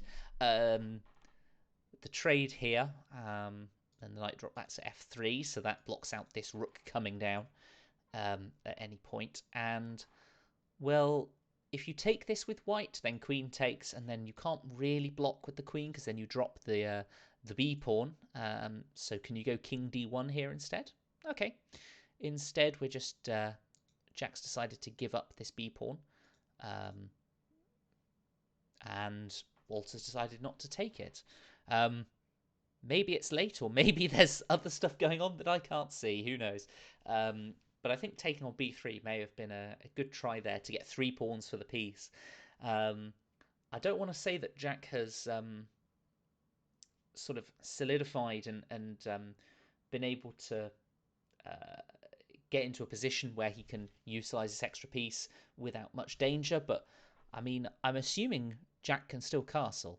I'm assuming that's still a move. It does look like it. So I think in this position, Jack can castle.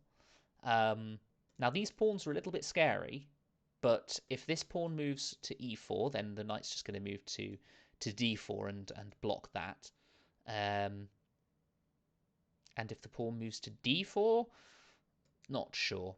Then you can maybe take on e5 if we're being greedy, but of course we've got to watch out for a king that's on e1. Jack just kicking away this queen to start with, which currently pins the rook to the king. Queen can obviously come to a5 to maintain that pin, but yeah, very, very complicated position here. I wouldn't like to play this from, well, either side, to be honest. And sometimes this is the right way to play against Jack, is to fight fire with fire and just throw caution to the wind, because Jack also can play endgames really well. Has done a lot of work on his endgames throughout the last couple of years, for sure. So we will come back to this one. Let's catch up with the game between Chris and Keith, because, well, I'm noticing that Chris is in a good position here and is holding on firm in this game, not giving in to his Grandmaster opposition. It's equal material at the moment. Keith feels like, I mean, the engine evaluation feels a little bit misleading, because just looking at the position, I feel like I'd want to play black, just, slowly moving the kingside pawns up the board. Is going to be able to get the knight into a good square on e5. And, well, g4 feels like a very committal and rash move, because it just feels like this gives black, well, open lines on the king side, which, is clearly where black is trying to play. The game between John and Bruce has ended in a win for John. Let's just quickly jump back and see how that ended. I thought this was boring, and all of a sudden it exploded. So John castled. Queen takes c7, which dropped the knight, unfortunately. Um, thinking, of course, that you could take that.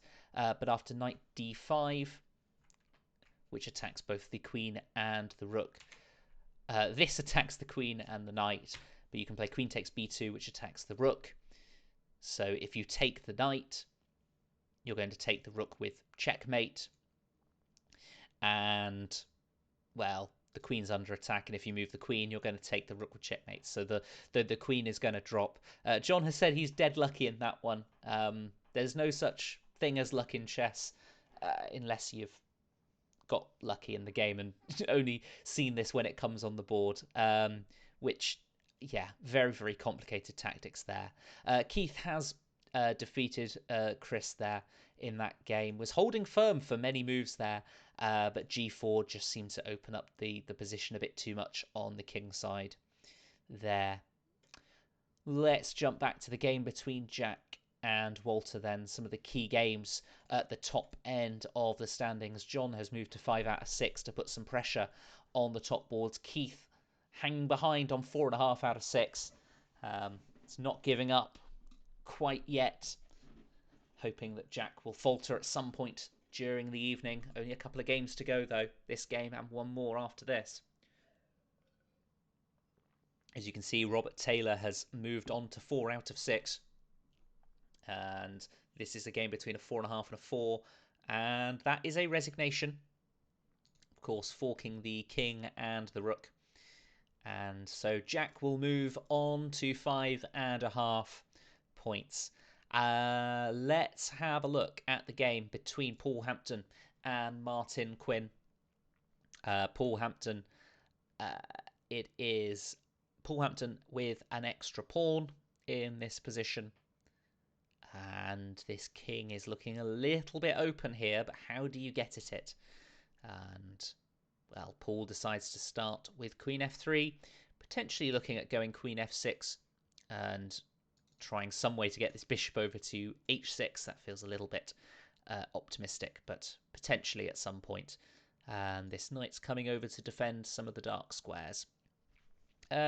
Let's have a look and see if there are any of the games that are affecting some of the rating standings. So Chris Southall was defeated against was defeated by Keith Arkle, and Charlie Keane was behind on 3 points. So let's have a look at his game against John Morrison. Charlie Keane with the black pieces here, so looking to try and snipe the lead in the under 1800 bracket with a round to go. And these pawns are looking strong, looking very, very strong, dropping this rook back, currently under attack by the queen, or playing queen d7. That does the job as well, looking to put some more firepower behind that d pawn. Seems like a reasonable plan to me. Ian Simpson was defeated in his game there, so he remains on 3 out of 6 in that under 1800 section. So the current under 1800 standings at the moment, we've got Robert Taylor, who is on 4 out of 6, Chris Southall on 3.5, Ian Simpson, Alan Brucey and David Holmes all on 3. And of course we've got this game as well, where Charlie Keane, if he wins, would also go up to 4 points. We'll find out about the under 1550s in just a moment. Just having a look. Caleb was defeated in their game, and Jill, it's kind of hard to keep up. Jill also remains on 2 points. Rob Orton is on 2 points. Excuse me. Ocelot is on 2 points, and we have got Night Muse, and I'm really bad with names today. I'm really sorry. I'm just going to scroll up my thing. Graham Bramley is currently still playing, although in a pretty tough position here, and looks like he's also going to be on 2 points. So it looks like with 1 round to go, all the under 1550s are going to be battling it out on 2 points, which should be a fascinating watch, but also means there might be several games we have to have a look at in this last round. Hopefully in the under 1800s it will be a little bit clearer. Robert Taylor and potentially Charlie Keane, which is looking increasingly likely from this position. Um, just play rook e8, and eventually you're going to maneuver your pieces around. Bishop f8, I like this move. Trying to trade off these dark squared bishops feels like a good idea. It's the only thing sort of holding the position together. These rooks are not in a good position particularly. Now this rook can start infiltrating on the h-file. I really like this. Reminds me of a game we actually had in the mini Swiss quite a while ago. I can't remember what week it was, but it was very locked up and only the h-file was available to infiltrate. But here, of course, this d-pawn coming through is going to be the important factor, and trading the rooks is going to help black here. Bishop c5 check is an excellent move, and well, the only way to do anything is to just block that check. So that is all she wrote, I think. And Charlie Keane looks to also take the lead, joint lead with Robert Taylor, going into the final round in the under 1800s. And let's take a look and see. It's just this game to go. A maximum of 30 seconds. Nope, a resignation there ends that. So we have got, going into the final round, Jack Rudd on 5.5, leading the pack. John Underwood behind on 5, and Keith on 4.5. Your 1, 2, 3 going into the final round, as we see the pairings Jack Rudd against Paul Hampton, and Keith Arkle up against John Underwood. In those games, let me just clear out some there, and let's see if we can open up some of the other games as well.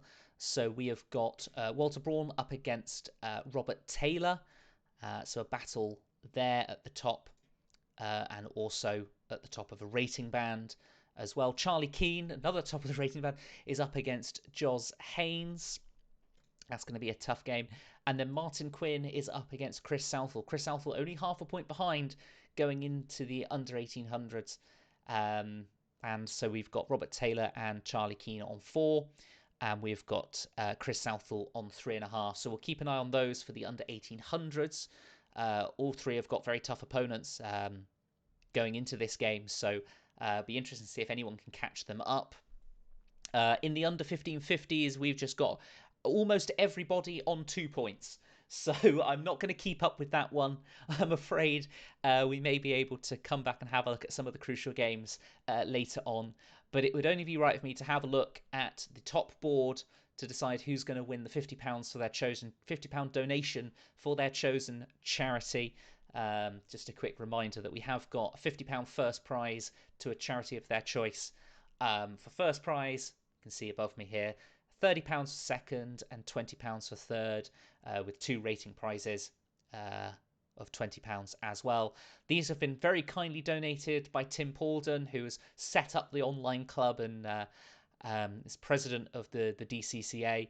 And we'd encourage you that if you can make a small donation to a charity of your choosing, to sort of commemorate a year of the online club.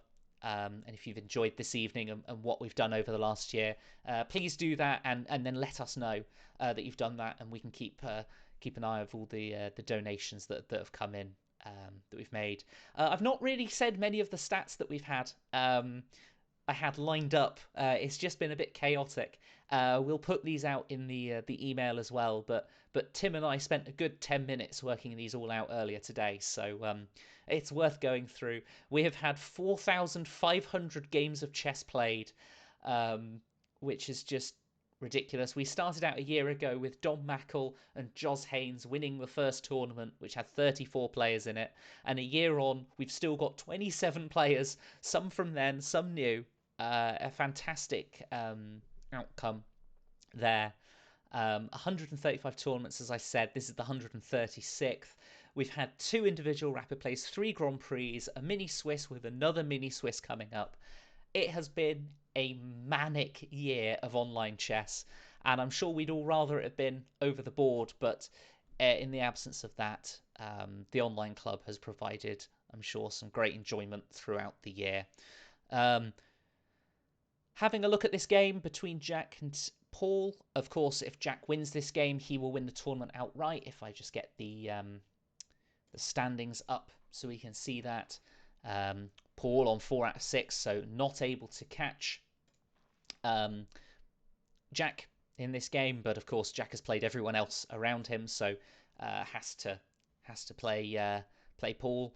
And well, it's looking like a very nice position for Jack. This knight is hemmed in, this king's stuck in the centre, and all of White's pieces are developed. And now this rook's going to come into the attack, and it's only a matter of time before e6 is going to come, and this pawn might drop. This is looking like a very, very nice position. This knight comes to almost the wrong side of the board. You sort of want it on the queen side to defend everything, but yeah, it does feel like this position is going to fall apart at the right moment. Jack's got to find the right time for it. Again, just brings another piece in for now. But yes, let's take a look at second versus third currently. Keith Arkle against John Underwood. Keith, I don't believe, has actually played in any of the Devon events, but has commentated on the first Grand Prix and is, from Paignton, so more than welcome to join us in the event this evening. And well, here I think John is again holding very firm, but against Keith, games are your nemesis because Keith will play on and very accurately. I've been informed the game between Joss Haynes and Charlie Keane is really interesting, and when you see a rook under attack just in the centre of the board, yes, that is interesting. Charlie Keane, a pawn up in this position with the rook under attack, so what on earth is going on here? Of course, there's tension in the centre, so if you move this rook away, then black's going to take on d4, and that's got two attackers on it, and of course that would unleash an attack on the knight on c4. And the engine somehow thinks that this is a fairly level position, which makes me think there's tactics going on here that, well, I don't understand. Maybe actually you want to give this rook up, give up the exchange. Maybe, well, I was saying that, but actually I'm not sure it does a lot. Knight a5 makes some sense, I think. But, well, this is not a position you want to play in blitz. Or maybe it is if you're Jack and like these complicated positions, but certainly not one I like commentating on during a commentary. But we'll leave this one for now, but this is going to be a very interesting game. It could be resolved very, very quickly. If it does, we will jump back to it. And according to the producer of the programme, Dr. Tim Poulton, the engine says black must find Queen d7 here. Well, I think that's a reasonable square to put the queen on, but then I think there are several reasonable squares to put the queen on. And of course, that gives up a second pawn. Not really, because the rook would be taken. But yeah, we'll see how that one goes. Let's just quickly check back in with Jack against Paul, where Paul has castled on the queen side. And yeah, it's not normally a good sign when the queen is this close to the king. E6 looking like a threat here to sort of give checkmate. And of course, if that gets, if you play E6, it's got to be blocked. And oh, this is looking very tricky. This knight's also going to come in to A4 and B6. And I think we could be seeing the winner of the event here. This is looking like a really tough position to defend for Paul. And yeah, I think we could be seeing it, but we'll come back to it. Let's have a look at Keith versus John. Again, last we looked at it, it was a fairly level position. Keith, though, has managed to get this passed pawn through, and this knight's looking very strong. If it takes, well, then you're in a major piece endgame where white has got this activity, can even play queen d7 and probably go into a better rook and pawn ending. This is a dream position for Keith. And looking like Keith, could be taking second place here, despite not quite making the first round, as we see that Martin Quinn has beaten Chris Southall.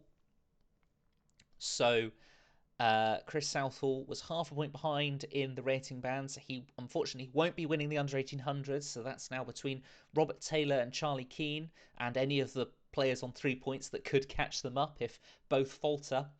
Let's jump back to the game between Charlie Keane and Joz Haynes, as Charlie Keane is now a rook up. Let's have a look and see what happened. Queen d6 was played. Whether that's a mouse slip or just an oversight, but knight takes b7, forking the queen and the rook, and that is an unfortunate mistake. Of course, you could potentially have taken on e5, but I'm assuming there's going to be some problem there. Yes, the knight is under attack from the queen as well. Yes, that's nasty. And, of course, the knight drops as well because of that rook. Whoops. And, well, this is looking like Charlie's game to lose now. A rook and a pawn up against Joz Haynes. A big upset here. As we see that the winner of the event this evening Jack Rudd, has defeated Paul Hampton and finishes on 6.5. Many congratulations to Jack. We will do a bit of a debrief at the end of the event, keeping up. But yes, so Charlie Keane looks like he's going to win this. Just got to parry any potential issues. Just move the bishop away, and then the queen should defend here. But yes, so long as Charlie Keane, plenty of time to work this out as well. Joz Haynes only 10 seconds, so looking really good there for Charlie Keane to at least tie the under 1800 prize. I'm not sure what we're doing about tie breaks if they come into play, but we'll find out. We might just use the chess.com ones. I'm not sure. As we have a look at the other player on 4, going into this in the under 1800 section, but Robert Taylor with the black pieces here, well, running out of pieces here, and is just left with pawns up against the rook and the queen. So looks like he's going to remain on 4 points. So if Charlie Keane can convert this position, which, wow, might not happen. Oh dear, queen g3. Now queen takes c1 check, and now the queen has been lost. What a turnaround. Unbelievable. And, well, I spoke too soon. I suppose that's setting us up for the mini Swiss, where Tim and I always used to speak too soon in that. We are running it off of chess.com tie breaks, so we'll have to wait to the end of the event. It looks like Joz is going to steal this game, and I mean steal it, as Keith does manage to win his game against John Underwood. Nasty checkmate there. So all to play for here, but let's take a look at the top boards. These tie breaks are not confirmed because it depends on how your other opponents that you've played in the tournament do. So we will have to wait and see who will be third place. But we know for sure that Jack has won the event and Keith has come in second place. Third place is still up for grabs. John's currently in the lead on tie break. Walter Braun is behind on tiebreak at the moment, and if Joz can convert this, and well, I've said it once in this game, I think Joz should have enough time with the 3-second increment. That would put him on 5 out of 7, and we will see who wins the third prize of £20. Oh, it's been a lot of talking this evening. This 2 hours has gone very quickly though, as Joz does win this game. There are still 4 games going on, so I shall open up some of them. I will open up all of them, in fact, and we can take a look at them. So we have got Chris Archerlock up against Tristram De Piro, where Tristram has won that one on time, although a very dominant position here with the extra queen. We have got Perry up against Ocelot, which I think is Richard Bailey. I'm really sorry. I'm getting Ocelot and Night Muse confused, I'm afraid. Yes, Ocelot is Richard Bailey. I do apologise. And, well, in a rook end game here, this pawn looks a little bit dangerous. This king's going to block this one. This rook's going to take the g-pawn, and then this rook will, or the king, will take on e6. This is going to be a draw, I think, in this one. We'll take a look at how that one ends. We have got Robert Kelso up against Barbara Newcombe in where Barbara is a pawn up in this position. Plenty of play left in this one, but the timeout there, a timeout. I was going to mention the clock. So Robert Kelso has taken that one to move to 3 points. And we've got William Stewart up against Jill Tyra. Jill with 2 knights, but has agreed a draw, as has the game between Perry and Richard Bailey. So let's find out the standings. We can see Jack Rudd has won £50 to their chosen charity. Keith Arkle has won £30 to their chosen charity. £20 has gone to John in the end. Pips, Walter, and Joz on 5 out of 7. Fantastic performance there. And I will wait for confirmation on the under 1800 prize, but that looks like it's been won by Martin Quinn in the end, so has won the final game. Several players have clearly jumped up from 3 points and overtaken Robert and Charlie on tiebreak. So it looks like confirmation needed from our Lord and Saviour, Dr. Tim Borden. But it looks like Martin Quinn has won the under 1800 prize. And then for the under 1550 prize, well, let's have a look down at the 3 points mark. So it looks like it's Caleb that has taken that with the higher tiebreak there. Again, we'll get that confirmed, but it looks like Caleb has won that with 3 out of 7. Pipping Graham Bramley and Robert Kelso on tiebreak. And yes, I have had that confirmed that Martin Quinn has won that on tiebreak by half a point. Unbelievable. Half a point on tiebreak, that is. What a tournament this was. 27 players. I know it says 26, but 27 players overall entered. Thanks ever so much for everyone for tuning in to the video at the end and for turning up for this anniversary event. Whew, it has been a manic 2 hours. I can't say I'll be doing this very often with this many players before. But wow, what an event this was. Thanks ever so much for everyone turning up. And yes, confirmation that Caleb has won the £20 donation there. We'll announce the results and the charities that everyone has donated to via email as soon as possible. So if you are watching the video and have won a prize and haven't told us what charity you'd like to donate to, please do let us know. I do know what Jack's charity is, and I'm just going to get the name up. That the £50 will be going to Gender Intelligence, a national trans-led charity.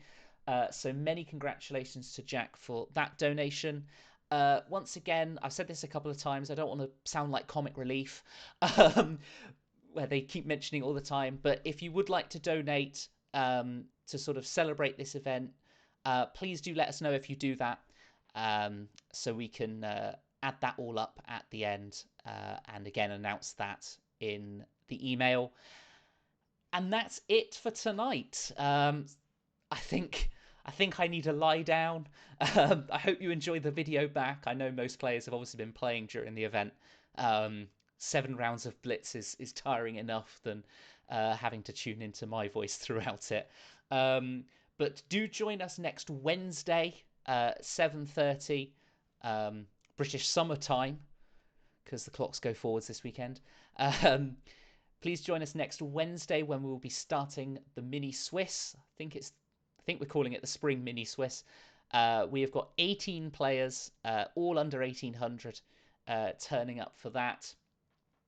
So I hope to see many of you that aren't playing, as many of you as possible, to come along and watch that.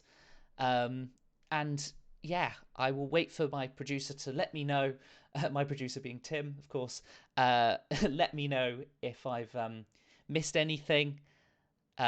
Yes, the Spring Mini Swiss will be doing 3 weeks. So we've got 3 Wednesdays in a row, and then we will have a finals day a couple of weeks afterwards as well. We'll take a short break in between those two. But yes, the next 3 Wednesdays we will be doing the Mini Swiss the 31st of March, the 7th of April, and the 14th of April, with the finals on the 28th of April. Yes, we're planning up until the end of April already. We'll also be running the usual Monday and Friday tournaments. They'll still be going. We'll have a graded tournament on Wednesdays. No, we won't. We've got the Mini Swiss on Wednesdays. Apologies. So we will have the Monday and Friday tournaments going as well on the club.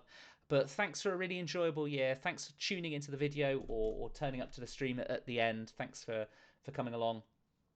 And yeah, that's all I have. That's all Tim has. I'm going to go for a lie down after talking for 2 hours and maybe have a hot drink to soothe my throat. Thanks everyone for coming along, and congratulations to all the charities that will be donated to. We'll again let you know of that in an email coming up soon. Thanks ever so much for joining me. I'll see you all next Wednesday. Goodbye for now.